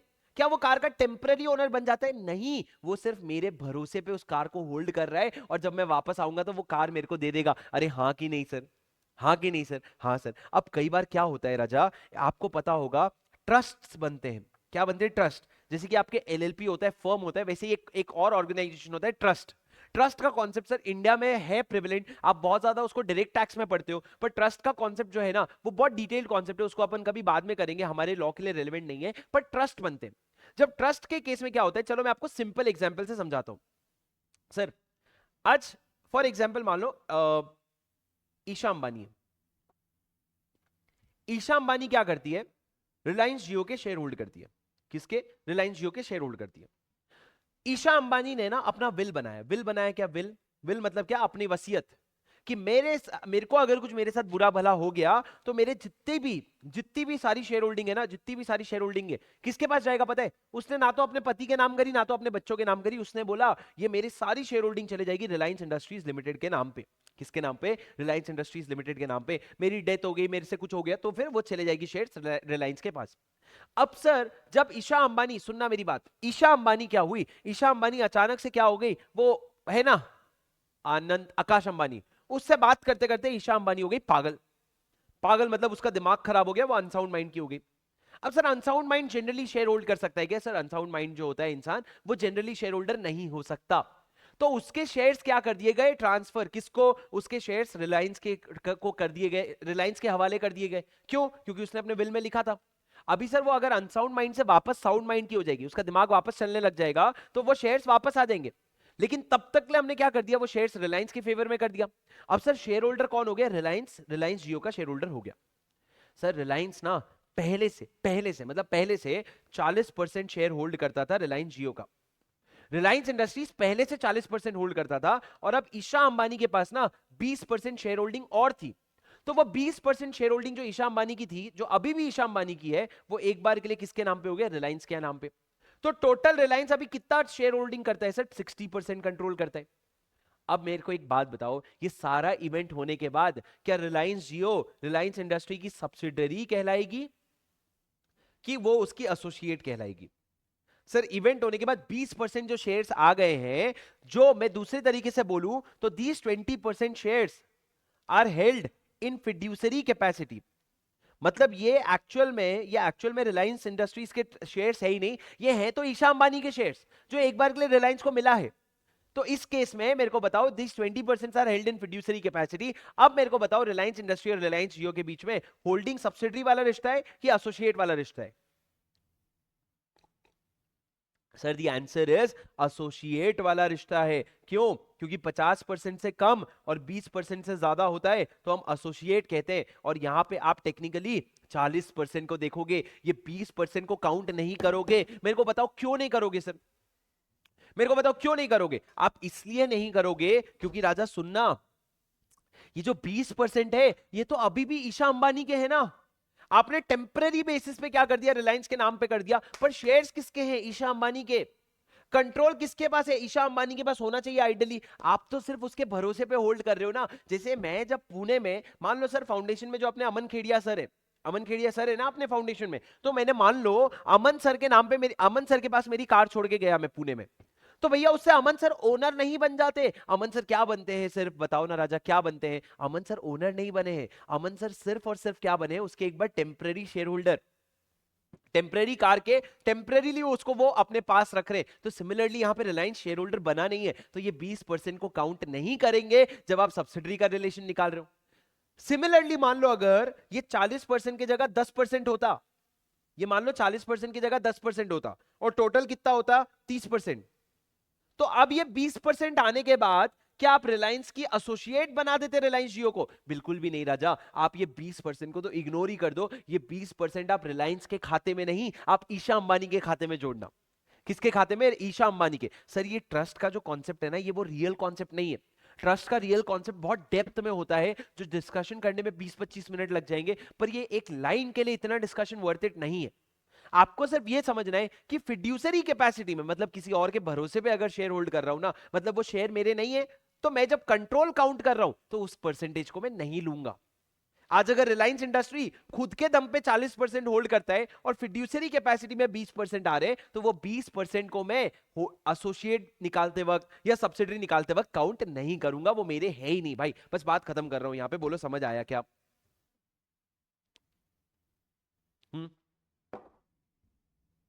आ गया सर। और सर उसके साथ साथ लगे हाथ एक बार 246 देख लो, होल्डिंग कंपनी। बताओ, एग्जाम ओरिएंटेड बैच। हाँ, को पूछता सर इन डेप्थ कवरेज होगा क्या? नहीं, इससे ज्यादा डेप्थ है ही नहीं भाई।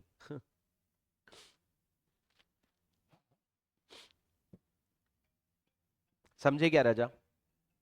बोलो तुमको समझ आया क्या प्रोविजन जो मैंने समझाया? डिड यू अंडरस्टैंड और did you not understand?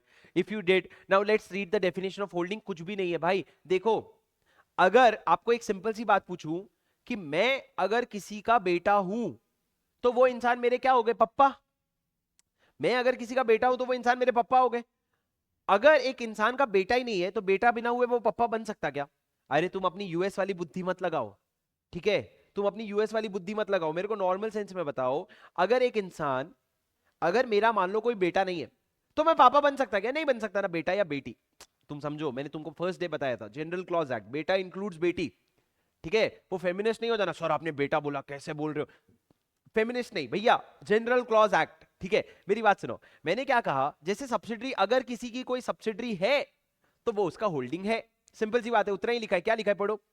Holding company in relation to one or more other companies means a company of which such company is a subsidiary company. अगर मैं किसी कंपनी के पॉइंट ऑफ व्यू से बात करूं तो अगर वो कंपनी मेरी सब्सिडरी है तो मैं उसका होल्डिंग हूं, वही लिखा हुआ है, याद करने की बिल्कुल जरूरत है नहीं। जब लिखने जाओगे ना फंबल मार के आ जाओगे। और आज तक कभी इसका डेफिनेशन लिखने की जरूरत नहीं पड़ी है, पर ये आपका 2 क्लॉज 46 हो गया। क्या हो गया ये आपका 2 क्लॉज 46 हो गया, जो होल्डिंग कंपनी के डेफिनेशन की बात करता है। तो अभी तक सर इतनी देर में हमने सिर्फ 3 डेफिनेशन पढ़े हैं, एक सब्सिडरी कंपनी का, एक एसोसिएट कंपनी का और एक होल्डिंग कंपनी का। ठीक है, सिर्फ ये 3 डेफिनेशन अपन ने पढ़ा है, सब्सिडरी कंपनी, एसोसिएट कंपनी और होल्डिंग कंपनी। उम्मीद है आपको ये समझ आया होगा। सर ये 3 डेफिनेशन के बाद आगे बढ़ते हैं हम अपने अगले पिक्चर की तरफ। सर सब्सिडरी कंपनी एक बार मेरे को बता दो, 2 क्लॉज 87 में है, एसोसिएट कंपनी 2 क्लॉज 6 में है और होल्डिंग कंपनी आपके 2 क्लॉज 46 में है। सब्सिडरी कंपनी में आपके पास more than half of voting power होना चाहिए, या फिर आप कंट्रोल करते हो कॉम्पोजिशन ऑफ बोर्ड, या फिर composition of board. Associate company में आपके पास एटलीस्ट 20% वोटिंग पावर होना चाहिए, या फिर आपके पास पार्टिसिपेशन, आपके पास डिसीजन में पार्टिसिपेशन होना चाहिए कि आप डिसीजन में पार्टिसिपेट करते हो। इसको हम कहते हैं सिग्निफिकेंट इन्फ्लुएंस, इसको हम कहते हैं सिग्निफिकेंट इन्फ्लुएंस। और होल्डिंग कंपनी का डेफिनेशन में तो कोई दम ही नहीं है, बस इतनी सी बात अपन ने सुबह से करी है, और कोई बात ही नहीं करी है अपन ने अभी तक तो राजा। इसके अलावा तो अपन ने तो कोई बात ही नहीं करी है। ठीक है, चलो सर आगे बढ़ते हैं, फिर उसके बाद 5 मिनट का ब्रेक लेंगे, पहले आगे बढ़ते हैं। ठीक है, 2 डेफिनेशन और करते हैं, फाइनेंशियल स्टेटमेंट और फाइनेंशियल ईयर, फिर गवर्नमेंट कंपनी और स्मॉल कंपनी करेंगे। सर आपका फाइनेंशियल स्टेटमेंट का डेफिनेशन कहां दिया हुआ है? फाइनेंशियल स्टेटमेंट का डेफिनेशन दिया हुआ है 2 क्लॉज 40 में। मैं जैसे लिख रहा हूं वैसे ही तुम भी स्क्रिबल करो, बस तुम भी स्क्रिबल करो। फाइनेंशियल स्टेटमेंट का डेफिनेशन दिया हुआ है 2 क्लॉज 40 में। कहां पे सर? 2 क्लॉज 40। सर एक बार जोर से देख के बोलो, कहां? 2 क्लॉज 40। सर बचपन से अभी फाउंडेशन में भी पढ़े, इंटर में भी अकाउंट्स में पढ़े होगे, फाइनेंशियल स्टेटमेंट में क्या क्या आता है सर? एक बार खुद से बताओ ना, मैं नहीं बताऊंगा, तुम बताओ। 3 चीज तो बेसिक होता है भाई, मेरा पीएनएल, मेरा बैलेंस शीट, मेरा पीएनएल और मेरा कैश फ्लो स्टेटमेंट। सर ये 3 चीज बेसिक होता है, ये 3 चीज बेसिक होता है। सर पीएनएल का मतलब होता है प्रॉफिट एंड लॉस। पर आपको पता है कुछ सेक्शन 8 कंपनीज होती है, पहली बार बता रहा हूं सुनना, कुछ सेक्शन 8 कंपनीज होती है। सेक्शन 8 कंपनीज मतलब वो कंपनीज जिनका जिक्र हम सेक्शन 8 में करेंगे, आगे चल के सेक्शन 8 में करेंगे। वो कौन सी होती है सर? वो चैरिटी वाली कंपनी होती है, नॉट फॉर प्रॉफिट ऑर्गेनाइजेशन। उनका प्रॉफिट ऑब्जेक्टिव नहीं होता है। तो जिनका प्रॉफिट ऑब्जेक्टिव नहीं होता है ना, उनका प्रॉफिट एंड लॉस स्टेटमेंट नहीं बनता, उनका बनता है इनकम एंड एक्सपेंडिचर स्टेटमेंट, उनका बनता है इनकम एंड एक्सपेंडिचर स्टेटमेंट। तो पीएनएल बोल लो या इनकम एंड एक्सपेंडिचर बोल लो। तो 3 चीजें तो ये हो गई। एक और चीज आती है सर, आप अपने इंटरमीडिएट में इंड एएस नहीं पढ़ते हो, एएस पढ़ते हो, इंडियन अकाउंटिंग स्टैंडर्ड नहीं पढ़ते, पर आप इंड एएस जब पढ़ोगे ना तो वहां पे एक और स्टेटमेंट आता है जिसका नाम है statement of changes in equity.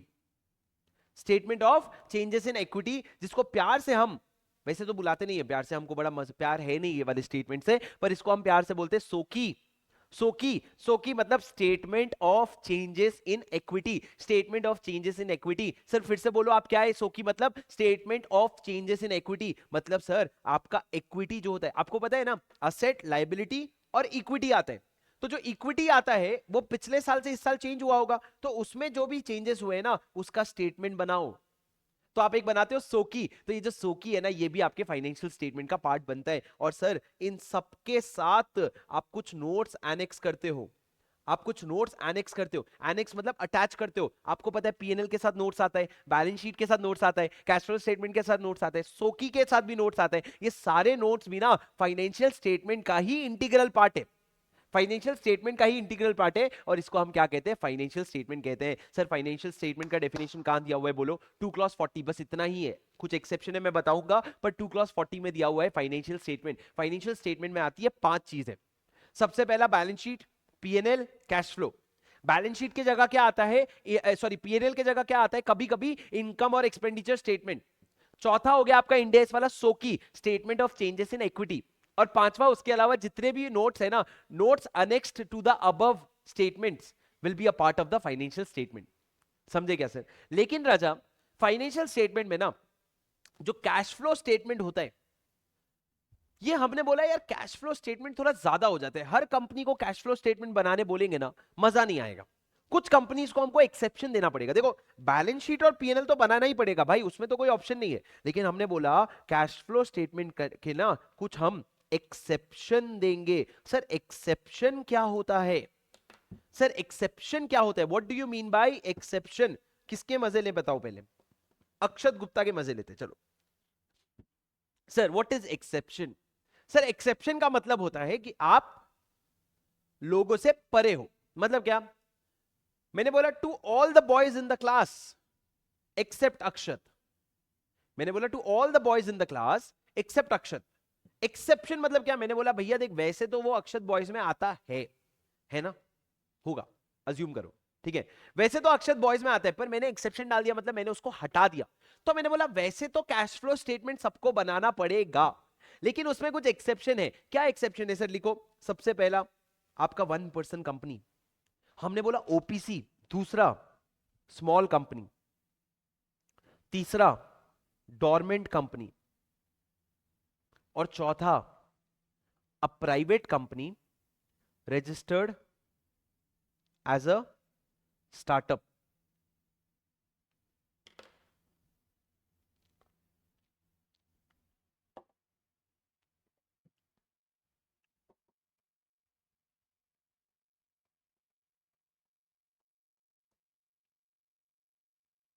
आपको कैसे पता जिष्णु?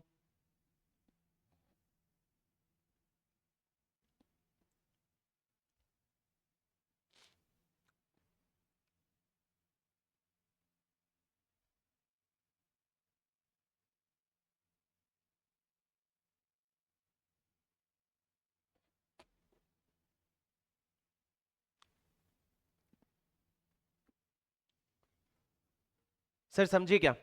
सर क्या कहा मैंने ये कहा कि आपका जो डेफिनेशन है इसमें स्मॉल कंपनी सीएफएस चार कंपनीज को अप्लाई नहीं होगा, मतलब इन चार कंपनीज के लिए सीएफएस बनाने की कोई जरूरत नहीं है। पहला 1% कंपनी।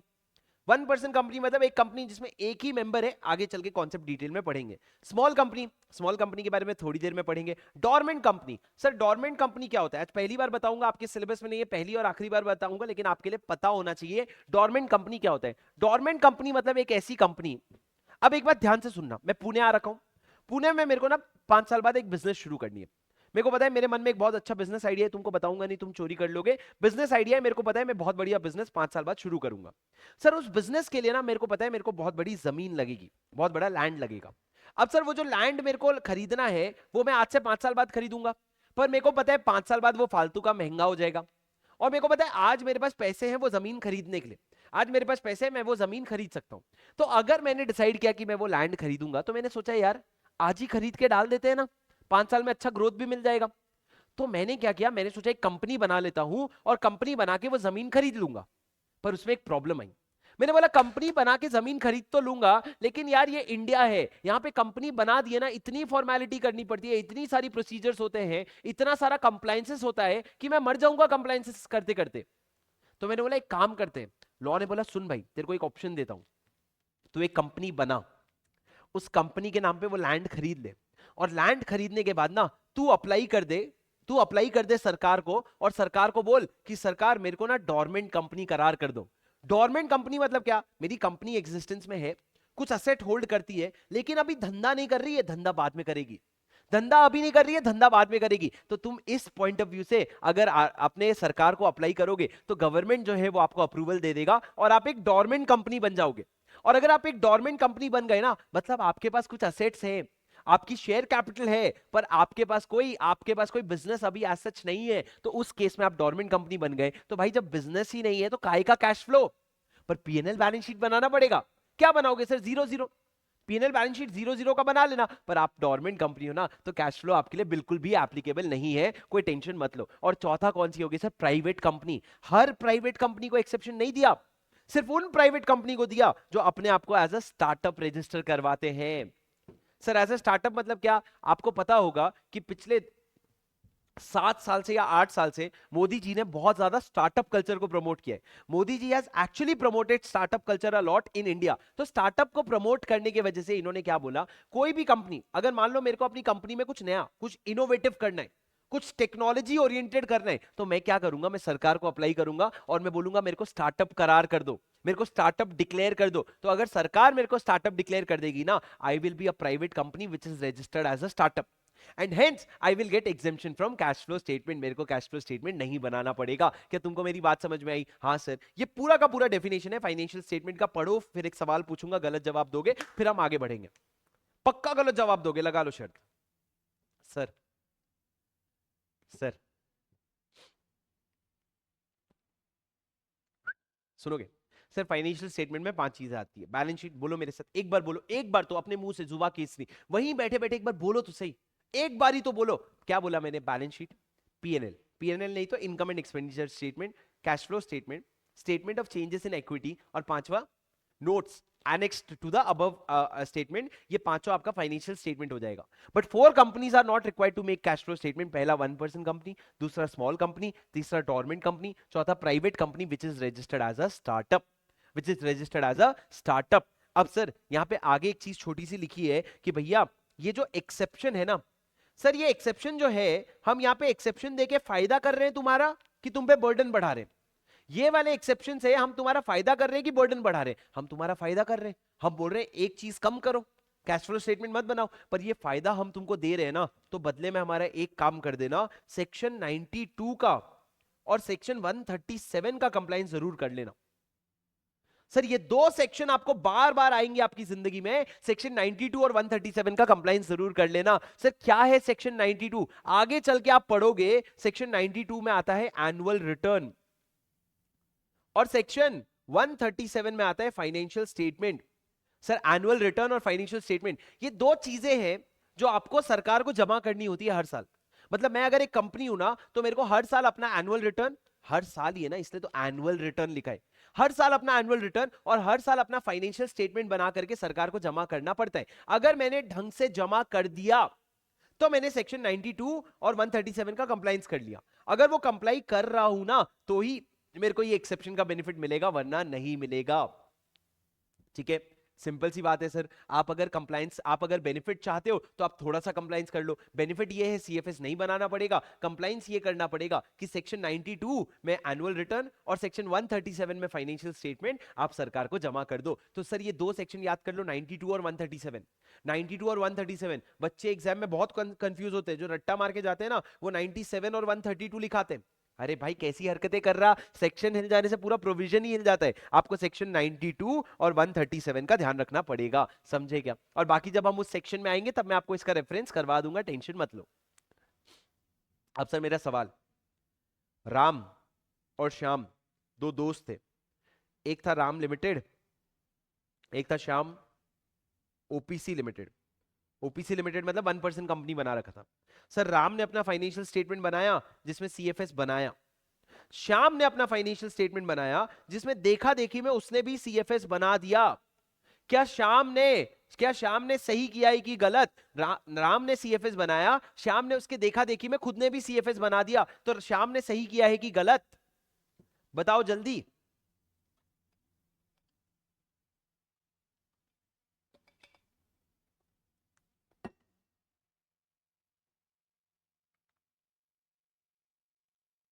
ठीक है भाई शुभम भाई।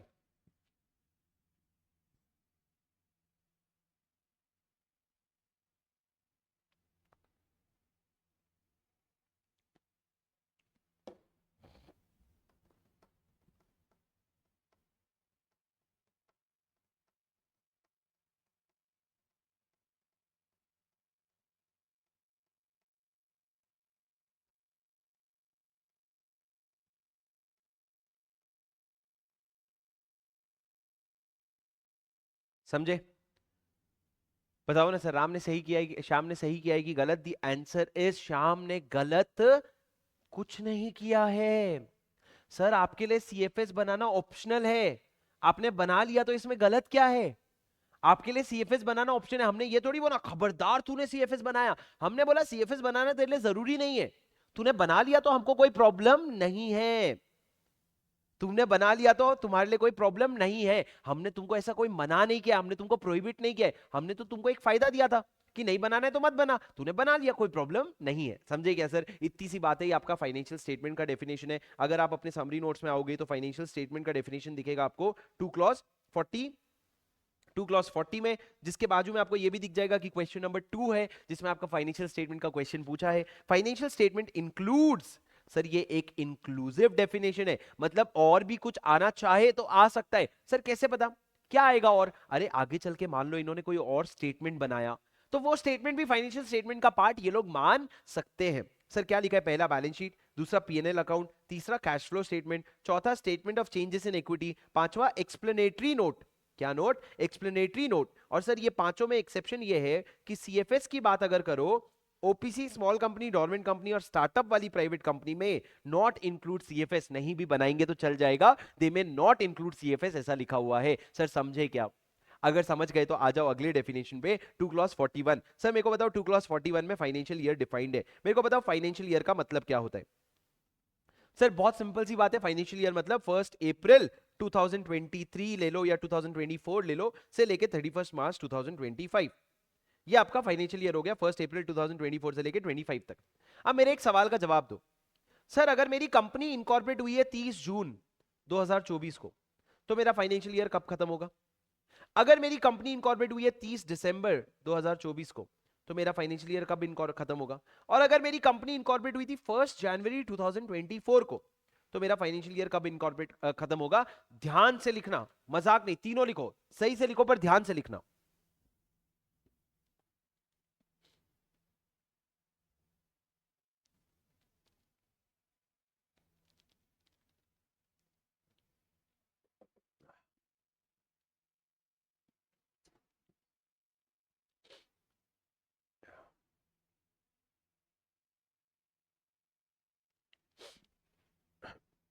सर ध्यान से लिखना एकदम देख के।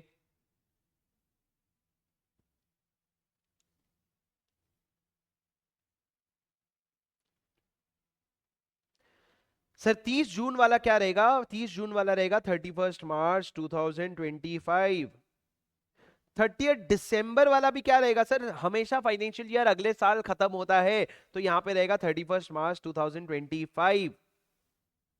लेकिन सर अगर आप 1 जनवरी वाली बात करो तो इसका 31 2024 के बाद रहेगा 31 मार्च 2025। यहां पे भी 2025 आएगा, अगले साल खत्म होता है। एक चीज याद रखना, फाइनेंशियल ईयर हमेशा अगले साल खत्म होता है। अगर अगर इस साल के 31 दिसंबर के पहले अगर आपकी कंपनी इनकॉर्पोरेट हो गई तो आपका आने वाले 31 मार्च को आपका फाइनेंशियल ईयर खत्म हो जाएगा, आने वाले 31 मार्च को फाइनेंशियल ईयर खत्म हो जाएगा। लेकिन अगर 31 दिसंबर के बाद इनकॉर्पोरेट हुई है तो फिर भैया वो इस साल नहीं, अगले साल के 31 मार्च को खत्म होगा।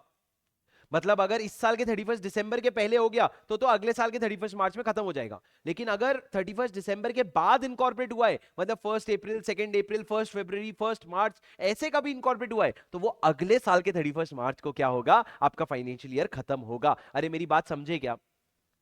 ठीक है सर। अभी मेरे को एक बात बताओ सर, कभी कभी क्या होता है, कंपनीज इंडिया के बाहर इनकॉर्पोरेट हुई होती है, कभी कभी इंडिया के बाहर की इनकॉर्पोरेट है। मतलब एक टेस्ला आईएनसी करके कंपनी है जो यूएस की कंपनी है, और उसकी इंडिया में एक सब्सिडरी है टेस्ला लिमिटेड, टेस्ला लिमिटेड। अब सर आपको पता है ये सब्सिडरी कंपनी है, और आपको पता है ये सब्सिडरी कंपनी का जो बुक्स है, फाइनेंशियल स्टेटमेंट है, ये जाके कंसोलिडेट होता है कहां पे? टेस्ला आईएनसी में। सब्सिडरी कंपनी का जाके क्या होता है? कंसोलिडेट होता है टेस्ला आईएनसी में। अब मेरे को एक बात बताओ, टेस्ला आई लिमिटेड जो है ये फाइनेंशियल ईयर फॉलो करता है 1 अप्रैल 2024 से लेके 31 मार्च 2025।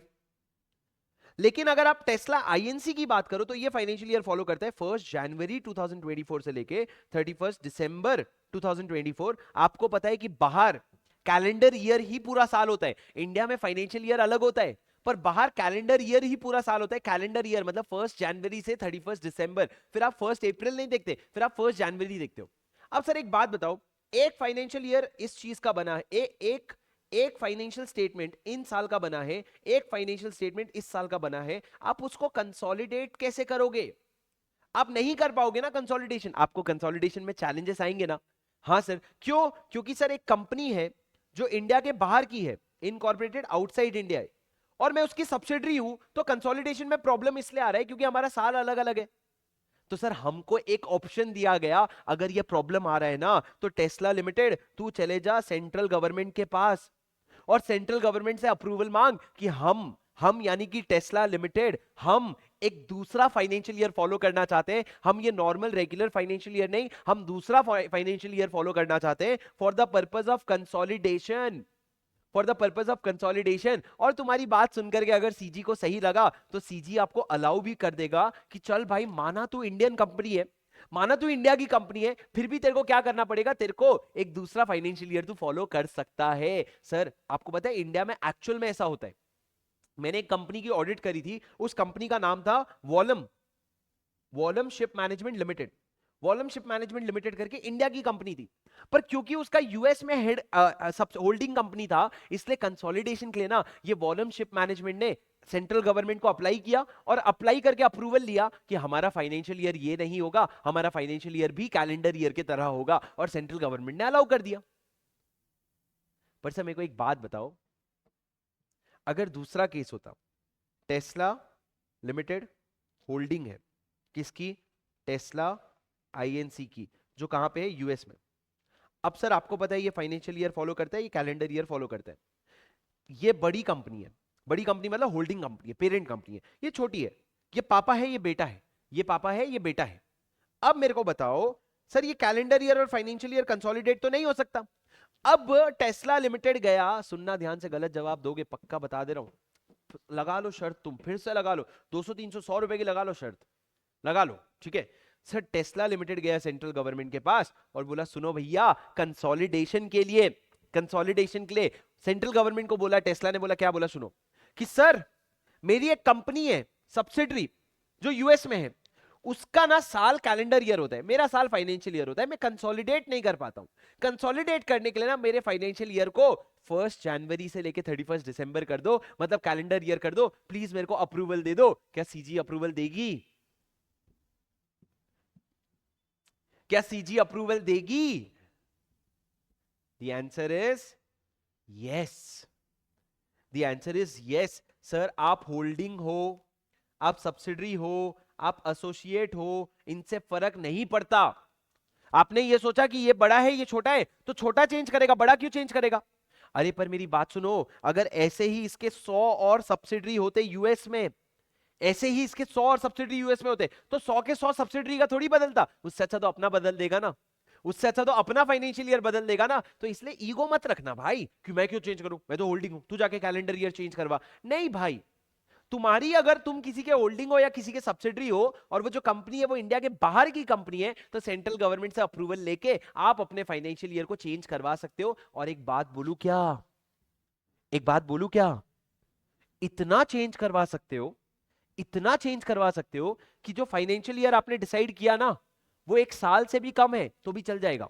मतलब आपने बोला सर मेरा फाइनेंशियल ईयर जो रहेगा ना वो कैसे चलेगा पता है, 1 जनवरी 2024 से 30 सितंबर 2024, फिर उसके बाद 30 सितंबर 2024 से 9 महीना, फिर 9 महीना 9 महीना करके चलेगा। तो बोला ठीक है, 9 महीने का तेरे को फाइनेंशियल, तेरे को 9 महीने का साल बनाना है, तू बना ले अगर सीजी अप्रूव करेगा तो, ठीक है, समझे सर? हाँ जी। अब पढ़ो सर ये पैरा। फाइनेंशियल ईयर मतलब क्या होता है, जो भी साल 31 मार्च को खत्म हो जाए उसको फाइनेंशियल ईयर कहते हैं।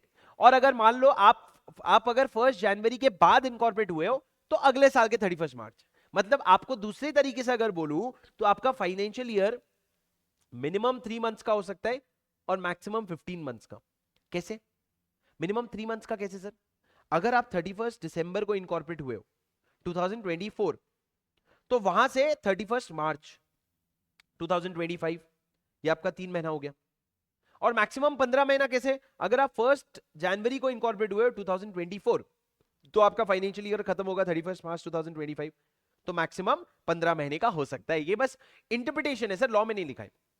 उसके बाद फिर क्या लिखा है, अगर आप एक कंपनी हो जो होल्डिंग है या सब्सिडरी है या एसोसिएट है, of a company which is incorporated outside India. अगर एक कंपनी जो इंडिया के बाहर इनकॉर्पोरेट हुई है उसके अगर आप होल्डिंग सब्सिडरी या एसोसिएट हो तो आप सेंट्रल गवर्नमेंट को अप्लाई करके आप किसी और पीरियड को अपना फाइनेंशियल ईयर बना सकते हो। You can request the central government to allow any other period as your financial year, और इस तरीके से आपका फाइनेंशियल ईयर बन जाएगा। सर आपको मेरी बात समझ में आई क्या? बहुत बेसिक सा डेफिनेशन है, पर आप देखो क्वेश्चन नंबर 4 में ये भी पूछा गया है। तो अच्छी बात ये है कि क्वेश्चन नंबर का रेफरेंस देख के तुम्हारा ध्यान थोड़ा बढ़ जाएगा कि भाई अगर मैं समरी नोट से पढ़ रहा हूं और समरी नोट से पढ़ते वक्त मेरे को ये दिख गया कि ये क्वेश्चन एग्जाम में आया है तो मैं फोकस बढ़ा दूंगा।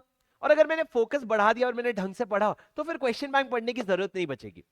फिर क्वेश्चन बैंक पढ़ने की जरूरत नहीं बचेगी। तुमको मेरी बात समझ में आई क्या?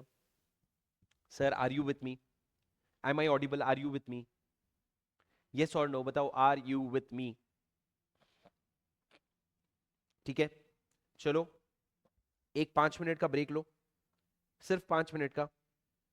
11:35 से मैं वापस कंटिन्यू करूंगा। मेरे को आपको government company, small company, listed company, बहुत इंपॉर्टेंट है लिस्टेड कंपनी, ओपीसी और एक दो और छोटे डेफिनेशंस बता करके ये चैप्टर आज खत्म कर देंगे। कोई बड़ी बात नहीं है, चैप्टर खत्म नहीं होगा, मतलब आधे डेफिनेशंस हो जाएंगे, बाकी आधे डेफिनेशंस अपन आगे आगे जैसे जैसे चैप्टर आएगा वैसे वैसे अपन डेफिनेशन करेंगे। जैसे शेयर का डेफिनेशन है तो शेयर का डेफिनेशन आज क्यों समझे भाई? जब चैप्टर 4 में शेयर कैपिटल एंड डिबेंचर करेंगे तब शेयर का डेफिनेशन समझ लेंगे। ठीक है, अभी फिलहाल 5 मिनट का ब्रेक लो, 11:35 से कंटिन्यू करेंगे। जो रिकॉर्डिंग वाले बच्चे आपका अगला लेक्चर में शुरू हो जाएगा। ठीक है।